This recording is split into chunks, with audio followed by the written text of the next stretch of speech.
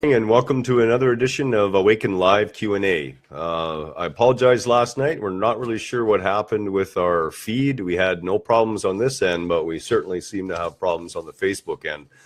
One of the reasons is we're up here in Canada, and there are a lot of hops between routers down to the Facebook routers and back up, and we're going to work on seeing if we can find a better resolution to this. We have a couple of ideas. In the meantime, we're going to get right into it today, and I want to say a warm welcome to all our new members and all our existing members, and a reminder that we're all here for each other. And you know, there's a lot of people who are contacting me in private as well, and you know, we're all going through the same things, and this does not limit or try to make small what we're going through in our minds, okay? But I want you to take some solace in the understanding that we are all going through these things together. We are all part of this magnificent whole, and we can work together, and we can care for each other, and we can love each other. And good morning, Jackie. How are you this morning?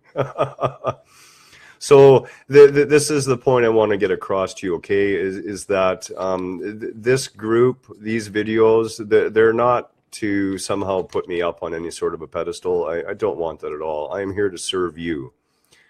We are all in this together, and the more we learn to share with each other, the more we learn to grow with each other and to support each other, the better we will all come. The further our entire race will come together. So this is sort of the direction we want to go. So without further ado, we're going to start with our questions this morning, and we're going to cover off one that Tonda had asked, and I want to say I really enjoy that name. It's a very unique name. And oh, hello, Janet is here too. Hi, Janet. And Tonda's question was after the faith and belief video, and she says, okay, well, so what do I believe then? And let's be clear about this. Hello, Rianne. Nice to see you too. And I want to be clear about this. Faith is just that. It's just trust. There's nothing attached to faith. You don't need to add anything else. Oh, Kim is also here. Good morning, Kim. You know, this is a beautiful thing about faith. Your faith is untouchable. If you have trust that there's more, that's all you need. And in reality, that's all we truly have, because everything that we conceptualize at the mind basis through thought falls into the land of belief. And it's not real. As much as we like to think it's real, it's not. It is an interpretation of reality. And that's why beliefs are so dangerous. So what to believe? I say believe everything and believe nothing. You know, understand that if you choose to believe that you can call on the wisdom of an angel and have an angel or a higher presence, a more awakened being come to bring you solace or to give you wisdom, it's perfectly okay. What you choose to manifest, how you choose to believe, belongs to you. And for you, those beliefs can hold your personal truth. And that's all right. Don't fight against other people's beliefs, because you understand ultimately that beliefs are transient. The beliefs you had when you were a child are not the beliefs you have today. My beliefs as a young Catholic altar boy are nowhere near close to the beliefs I had a decade later, or 2 decades later, or 3 decades later. Your beliefs, like everything else, will always shift with your consciousness. Don't get hung up on them. Believe whatever you choose to believe, but understand those beliefs will change. And don't fight up against others' beliefs, because their beliefs will change too.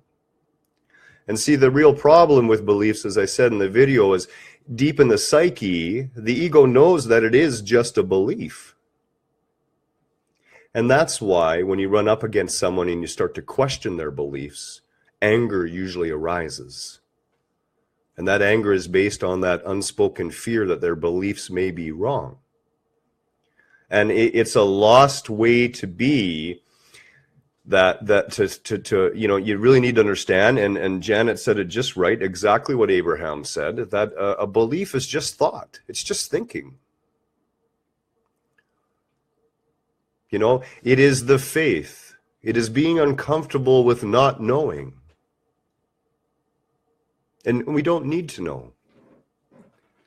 It's better to know all the things you are not and allow yourself to experience instead. Experience is the grand teacher. Experience is what allows knowing. I can talk to you all day about what a river is, but until I take you to the river and dip your hand in the river, you will not know the river. And here's the thing, you will only know the river in that moment in time as relates to you. This is the beauty of our existence. And when we take down these walls between each other, when we take down these false systems that beliefs are static and beliefs are actually real, we can see that we are all living this wondrous dance of creation, of deciding for ourselves what life has meaning about. That's what we're here to do. We're not here to buy into someone else. We're here to create for ourselves. I hope that solves the answer, Tonda, on belief. I really do. I do want to, and it's hard for me to keep track of comments as well as do this, so I do apologize. I do see Jackie has a point here about what about those who have trust issues? And okay, trust issues are, again, ego, right? You have a trust issue based on something that's happened in the past. If you choose to hold what's happened into the past into the present moment, then you are no longer seeing what's right in front of you. Now, I'm not saying that person isn't going to prove to be untrustworthy again, or whatever the case may be, but your personal point of view should always be one of, at a minimum, wait and see if there's something different. Leave the space. And again, this by no means putting yourself into a dangerous position or putting you in a position where your sanctity of being, your emotional, mental, physical, or spiritual state is at risk. And there's a few of you out there this morning who know exactly what I'm talking about. Okay? It can be the hardest thing in the world to separate what you believe to be right and what you know to be true in your heart, and actually be willing to go with what you know to be true in your heart. Oftentimes, those thought patterns, those belief patterns, convince us to stay where we know we should not be staying. And we try to justify that in many ways. And one of the most common ways is as well, I can fix them. I can make them better. I mean, Kelly told me she used to go through this with her ex-husband all the time. Somehow it was her fault. Somehow she could make it right. Somehow she could fix him. There was no fixing to be had. Only he could fix himself. Only we can choose to fix ourselves. The second question is, and it actually plays into the third question here, okay? And the second question, I'm not so sure who put it. It came in a comment after a video, and I was lucky enough to catch it, and it was regarding soulmates. And then Carol had asked about codependency, and this kind of all plays into what we're talking about right now. So we're going to continue the discussion. And certainly good morning to anyone who I haven't been able to say hi to yet. It's awesome to see you all. So soulmates and codependency, and to me this kind of falls into both the same category, okay? And I'm going to deal with soulmates first, and I'll tell you what the deal is. I waited 22 and a half years before meeting Kelly. I had a time in my life where after a miserable relationship, I said enough. As a matter of fact, I climbed up on a mountain. I still had a relationship with, the old Christian God at the time, although it wasn't a very good one. And I climbed up on the mountain and I shook my, because I'm a dramatic guy. I mean, that's the way I used to live my life. Always had to be drama. Always had to be epic. So I climbed up onto a mountaintop and I stood on top of the mountain in the Himalayas and I screamed to the heavens that I swore that I was done with relationships. until I was a whole being. And then and only then would I ever consider meeting another person. And at 22 and a half years, I worked on myself.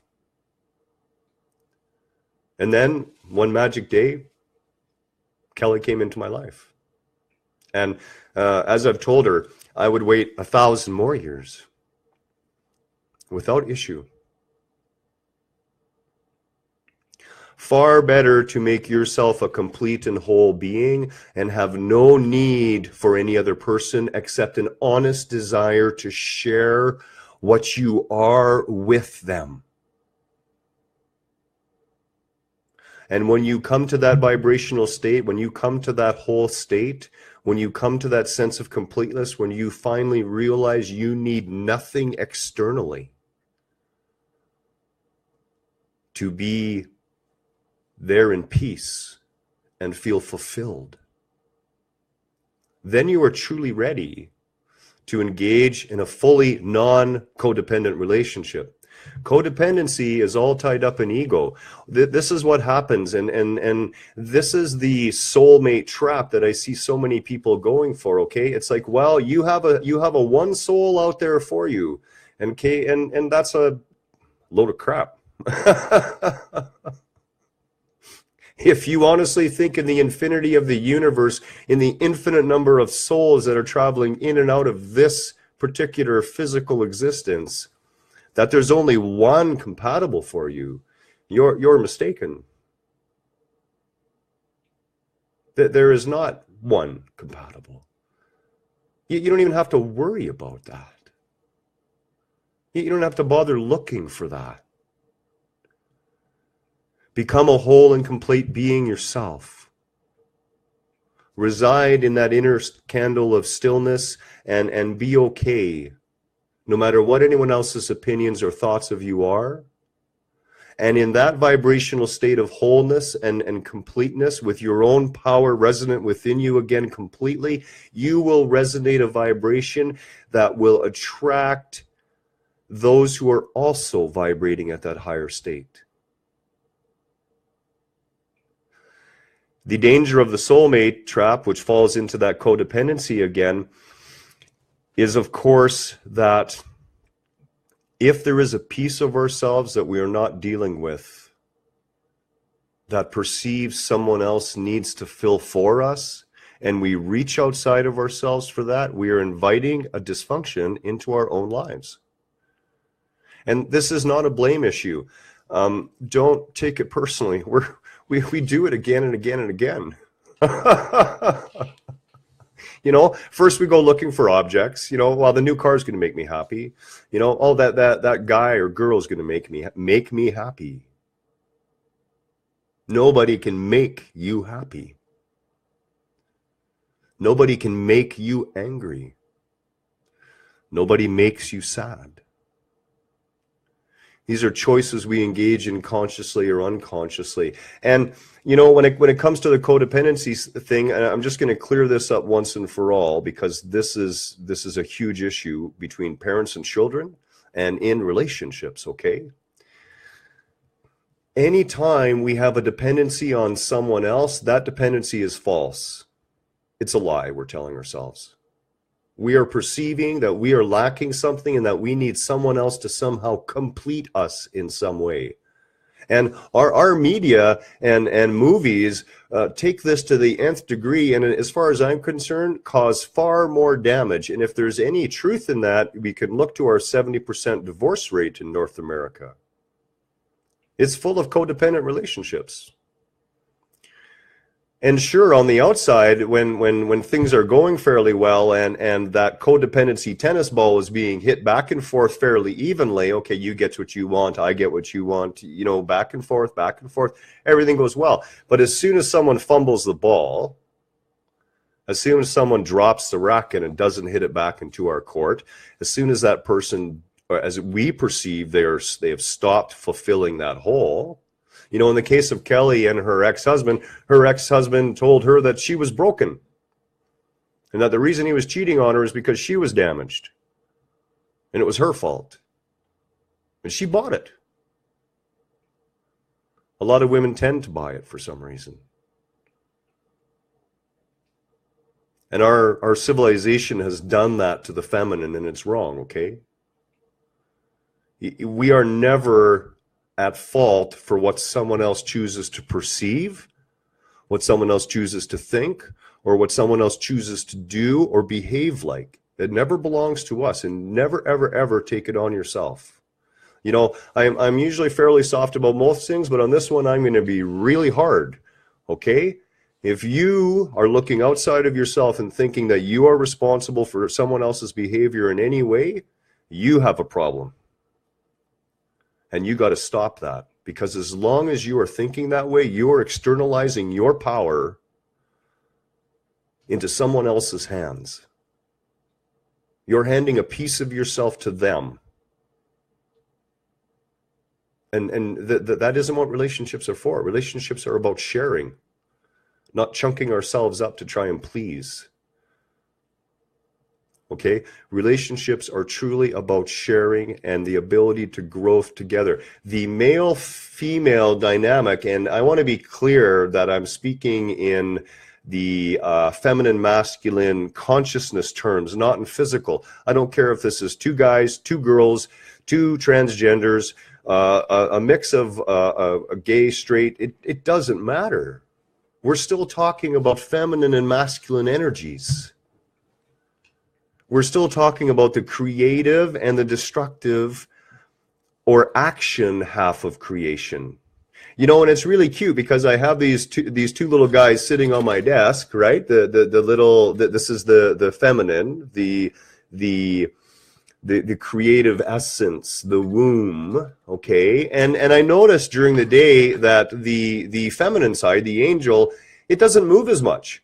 But this little guy, the action masculine destructive force, he just all day long he just bounces back and forth at twice the speed of the feminine. And this is really indicative of all of creation and how things work. The action principle is always moving, and the feminine is always that holding space for that action to occur. A lot of women have internalized that role too far and are in relationships where they are not partners, but they are a mother still.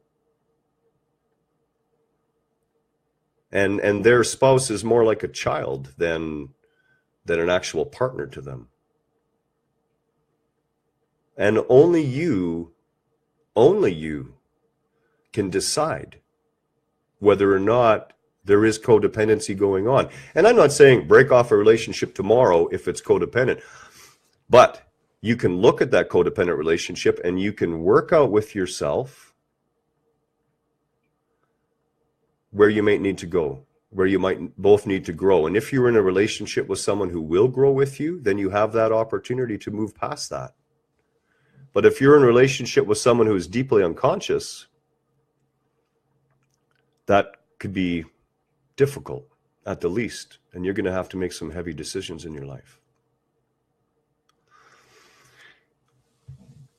I hope that clears up the soulmate thing.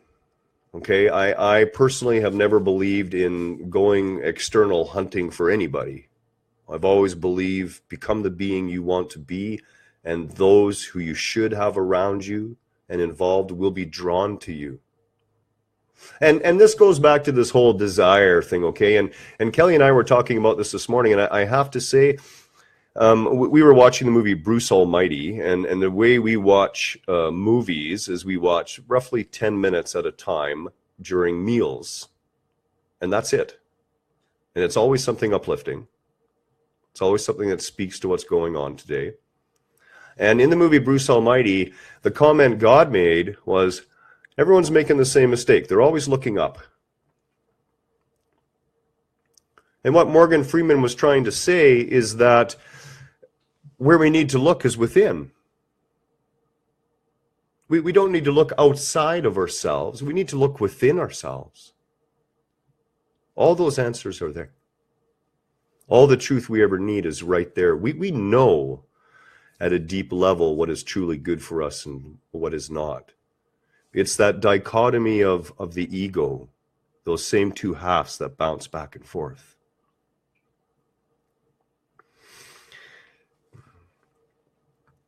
You know, when we are talking about these sort of things, where this naturally leads into the next subject, and of course that subject is actually empathy. And empaths in particular, okay? Now, there's been a lot of talk, well, is there such thing as an empath? You know, for a long time, and excuse me because I still kind of have the flu, for a long time, science would have argued that there was no such thing as an empath, but there's been some very recent discoveries in the field of neurology, and one of those discoveries was called the mirror neuron system. And this is a bundle of specialized brain cells we have in our brain that are responsible for our ability to feel compassion. And those mirror neuron cells, what they do is they mirror in us the emotion they perceive in another. So if you're with someone who's very sad, the more of these cells, the more sensitive these cells are, and science isn't sure whether some people simply have more of these little bundles or they're more sensitive. But yes, an empath will have more sensitivity or more of these cells and will feel more the emotion coming from the other person. We actually have a system in our brain that mirrors the emotions we see in others. And that is the basis of this empathy. There is a few more things that come into this, okay? And one of them is known as mirror touch synesthesia. And synesthesia, Billy Joel was a prime example of it. So was Isaac Newton, okay? They had two senses tied together. So when Billy Joel would hear music, he would simultaneously see color. I'm sure you've heard about this before. The term is synesthesia. And mirror touch synesthesia is an empath, and we all have this ability, although in an empath it can be seen as more highly tuned or more sensitive. You have the ability to that literally when you are near somebody, that your senses will pick up more. You'll use more senses. So if someone's speaking to you, you may be hearing them, but you also may be seeing something or feeling something or smelling something. This is another thing that neurologists have found ties very much into empaths, okay? Another part of this is something that we see in groups, and it's called emotional contagion. And that is the ability for one ego to literally take on the emotions of the ego next to it, and you can literally expand that through a group where an entire group can take this on. And it's thought that empaths perhaps are much more susceptible to emotional contagion, that they actually become infected in a way by the emotions that are outside of them. And this can be a devastating thing if you're an empath. And it's a fantastic question that Rianne had brought up. And there are some ways that we can deal with that. And you know, I am a sensitive as well. Mine is strictly energy, though. Strictly. I don't know the fine details of what's going on, but energetically, I just know right away. And my wife will verify this with you anytime that it can actually drive her nuts, because she doesn't even have to say anything to me. She just has to walk into a room, and I'm like, oh, honey, what's up? Your energy profile is like in the tank. And you know, then she'll cough it up.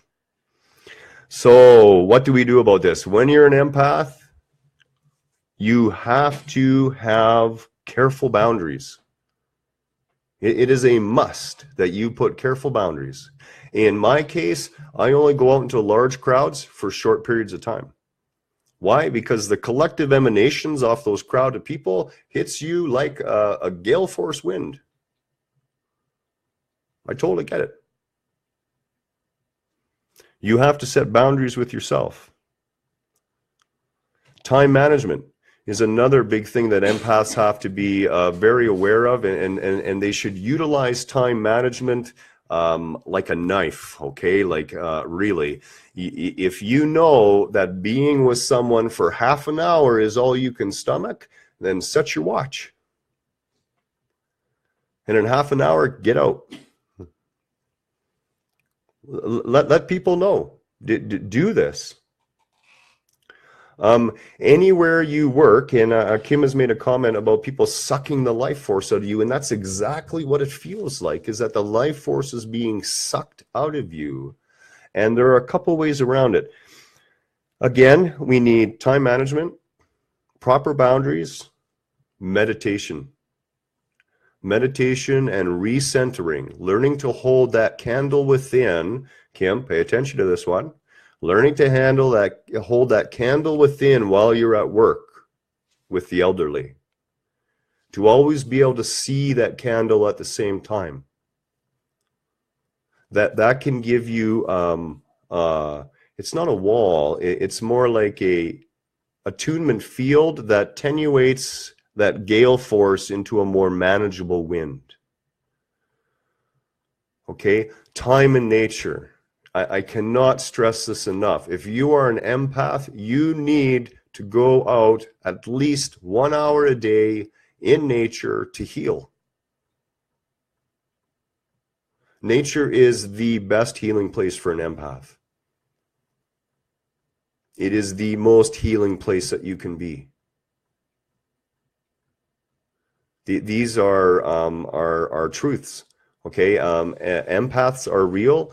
Empathy, our ability to understand and feel the same states other people are going through, are now scientifically proven at too many levels to argue with. We also have something called the electromagnetic field, okay? And we've come to understand that the brain puts out a huge electromagnetic field, but the heart puts out even a larger one. And our sensitivity to these fields, okay, especially in empaths, that sensitivity is really high. And I understand, Kim, that you're very tired when you leave. And, you know, that tiredness comes from too much of your sense of I, okay, thinking about what it's receiving. You know, my wife and I talked about this yesterday. Whenever we're engaged with someone and we feel like there's something pushing up against us, it's not what the other person is putting out. It's the chunk of us that's still in the way. We're not transparent yet so that it flows right through us. And this is not an easy balance to find. And I am not making light of what you're going through. I understand it totally. But you must come to a place with yourself where you see where you are allowing what's coming your way to stick. And the only thing it can stick to is ego, of course. Because your higher self is like Teflon. Things just roll right on by. You know, so try these practices. Try meditating if you can for even 5 minutes before you start work, 5 minutes in your break, 5 minutes at the end of the day, a few conscious breaths. Whenever you're feeling that buffet, stop, find that candle inside and take a few conscious breaths. You can do this. You can work through it. And believe me, I do understand the feeling. As I mentioned in another video, when I was over in Ethiopia and I was burying children due to starvation, you know, 3, 4, or 5 a week sometimes, the empathy within me became unbearable, and I literally cracked under it. And the reason I cracked under it is I could not get by my thoughts about what was going on. I simply couldn't get by those thoughts. And it's not easy. And as you work on your awareness, as you take time to center yourself repeatedly center yourself. Always come back to the breath, come back to that center of being. And whenever you feel that vibration rising in you, try to, close your eyes and allow yourself to sidestep inside and just let it go by. It's a process. It's not an easy fix, and it's not something you can deal with overnight. It's something that you must, come to a state of balance with. And a lot of that times it means is when you have a break, even if it's 10 minutes, remove yourself from the space. Get out of there. Get some fresh air for 10 minutes. Take a couple deep breaths. Never doubt your empathy as a gift, because it is. It's a gift in a world that needs to see more compassion and more empathy. And empaths, it's very easy to shut ourselves down in an effort to avoid what we see as coming in. And I would ask you to try not to shut yourself down, because it's in the continually opening up, it's in the continual ripping away of what we think we are, that our true being comes to the surface. Sometimes all can seem dark. When I volunteered in the hospice, and you have people who are deathly afraid of dying, and I had to leave the hospice because the hospice I was at did not agree with me offering solace in regards to what they could expect when they died. And I didn't agree with that at all, and I had to leave there. But while I was there, it was very easy to feel closed off, because people are dying around you, and they're scared and they're lost, and you feel like your hands are tied a lot of times. And our ego would like to shrink back away from that. And it's in those times, open yourself even more. Allow that fear of the destruction of yourself to manifest. I've destroyed what I thought was myself time and time again, and guess what? There's still a being here. And you will be too. Again, I am not making light of what you're going through. I go through the same thing myself, and I understand, and I have empathy for you. But there are very tried and true methods to help out. And again, time management, careful boundaries with yourself and with others, taking time to meditate and focus and center yourself as much as possible. And of course, nature. Lots of time in Mother Nature. The last subject for today, and we have a big lineup for tonight. I'm looking forward to it, okay? And this is another question that we're going to cover. And this ties into the whole relationship thing, and it actually ties into everything, okay? So you're working on your own conscious awareness, and you're, working on becoming a whole being by yourself, and you're sitting at the supper table by yourself eating supper, and you're lonely. You resist turning the TV on because the TV doesn't really have too much to say that's anything good, but you wish there was someone there. Now you only have to ask yourself two questions. If you wish someone is there because you feel you have a lack, then it's not time to have someone there yet. But if you wish someone was there because you wish you had someone to share with, then the time has come.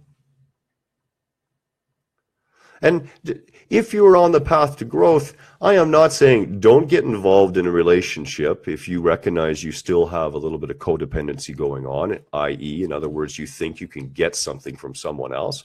I'm not saying avoid all relationships. I'm saying be aware about what you own in the relationship. So if you get involved with someone else, and you're perceiving that they're going to give you companionship that you thought you were missing, and as it turns out, they're not as companionship-wise as you would wish, understand that that's you, and then make your choices based on you, but do not try and put it on them.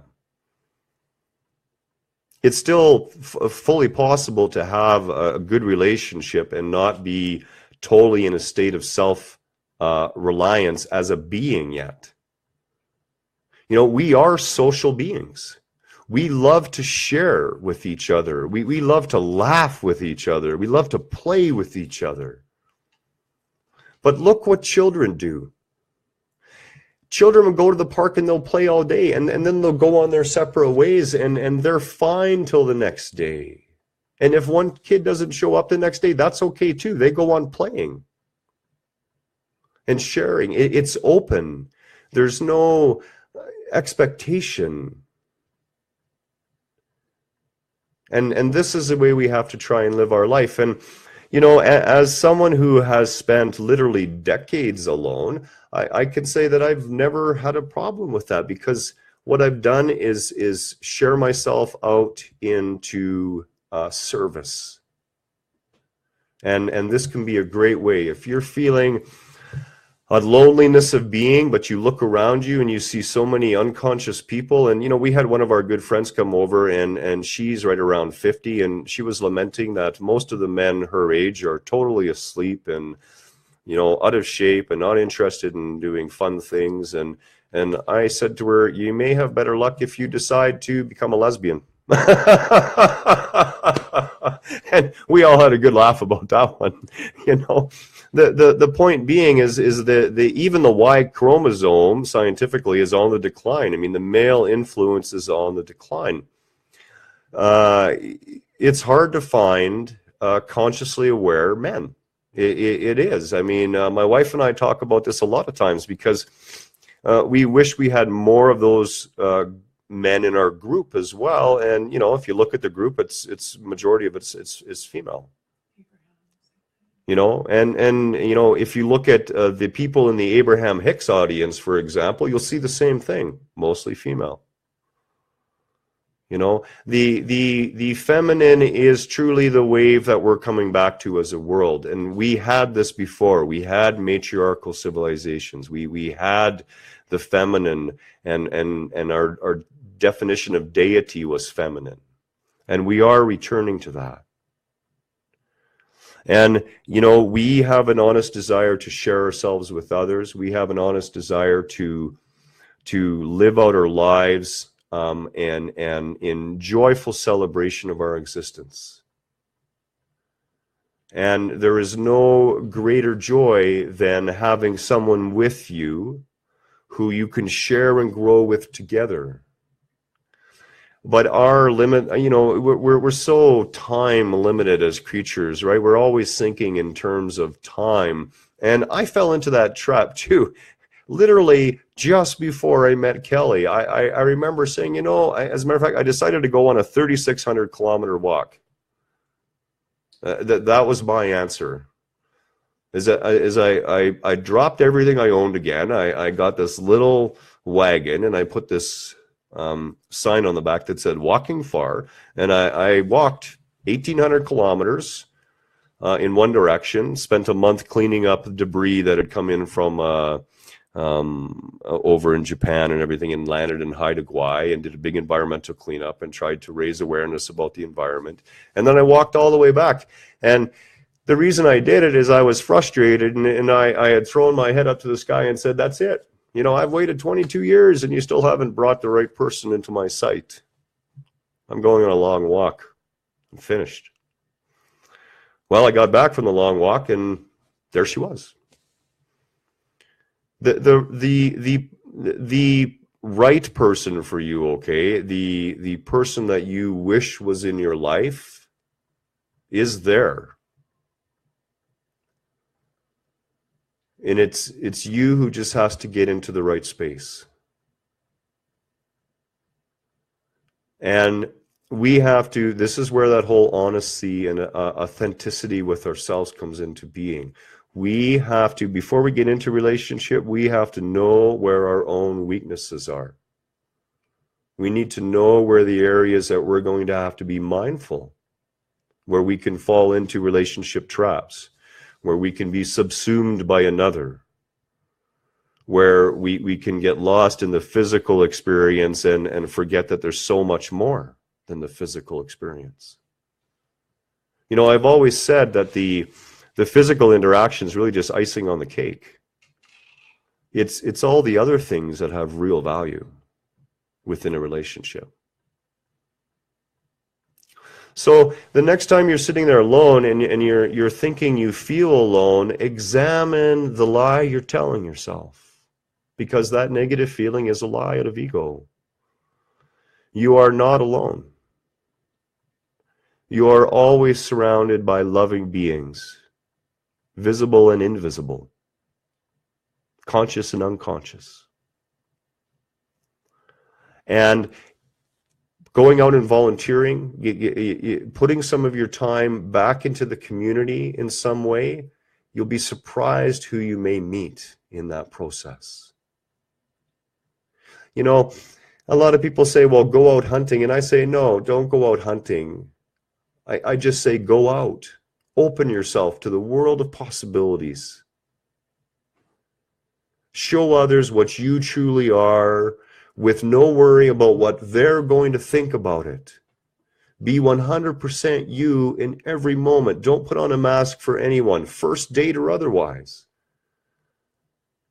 And somebody, somewhere, one day, who is also as complete as you are, or nearly as complete as you are, or maybe even a little more, will see the real you that you're showing and love you for that.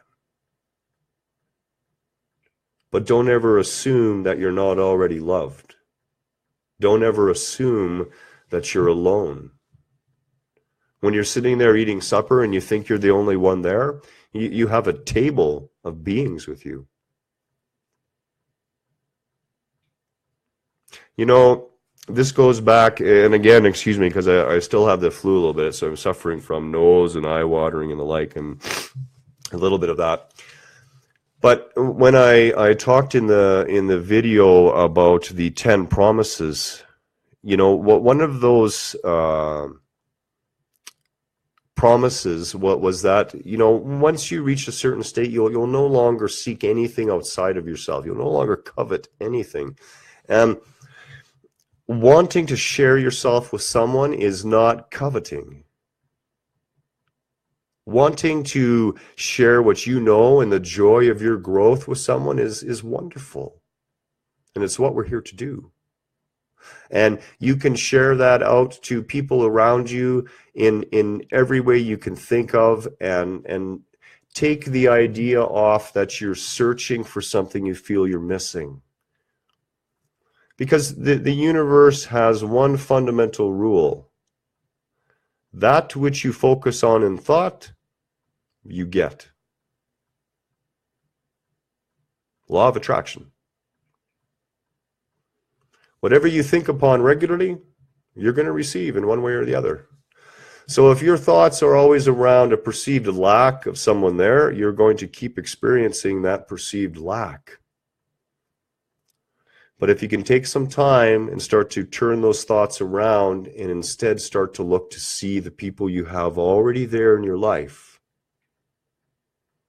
and work on expanding that through service, the right person will come. I believe this in my heart. And in the meantime, put yourself out there. Have fun. Serve others. Involve yourself in some hobbies. Get out there, let the joy of the being you are radiate out into the world. We get so caught up with all these daily tasks that we forget that ultimately our entire work life turns out to be empty if we don't feel fulfilled as far as our relationships go. It takes some decisions. It takes some meaningful steps. You know, wherever we're at, and this is what the truth of redemption is, okay? Sin simply means we've strayed off the path. The built-in redemption, the reason why there's no judgment, is we can always make another choice. We can always choose to see more. We can always choose to be more. We can always choose to change our direction. We can always choose to open up. I really hope this has been helpful. I really hope that I hope from my deepest heart this has been beneficial, and we have got a great lineup of questions already for tonight, and we have to get these questions kind of laid out a little better because I'm losing track of some of them. So I have enough for tonight, and I'm going to do another post today, and we're going to keep it pinned at the top, and it's going to be an announcement post, and all questions go under there, and I will get to them in these videos. And I do like the live discussions because, of course, what's inside of me can roll out, whereas if I tried to write it, I'd be here for weeks. Much love to you all, and I hope this has been helpful. I really do. And if more questions come up, put them in that new post I'm going to do right away, and we'll continue on. As I said, the goal is to serve you, you know, in the same way that I have spent much of my life waiting and been afraid to undo the zipper. You know, once I made the choice to step past the fear and unzip the mouth, you know, I am grown through it as well.